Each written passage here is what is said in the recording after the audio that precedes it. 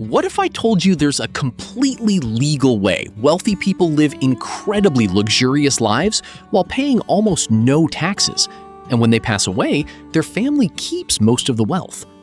It might sound like some shady offshore trick, but it's not. This strategy has existed for decades, right in plain sight. In fact, it's so simple that a law professor gave it a 3-word name: buy, borrow, die. This isn't a get-rich-quick trick. It's a strategy used by people who already have significant wealth, but understanding it can completely change how you think about money and taxes. Here's how it works. First, the buy phase. Instead of earning income that gets taxed immediately, wealthy individuals invest in assets that grow in value over time, like stocks, real estate, or private businesses. As long as they don't sell these assets, they don't pay taxes on the gains. Next comes the borrow phase.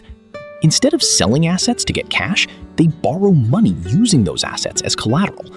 Loans aren't considered income, so they're not taxed. This allows them to live, spend, and invest without triggering taxes. Finally, the die phase. When they pass away, their assets are transferred to their heirs. Thanks to something called a step-up in basis, all the gains from the past disappear for tax purposes. The heirs can sell the assets without paying taxes on those gains. Let me ask you something. Why does it feel like rich people play by a completely different financial rulebook? Because in many ways, they do. There's a little-known strategy that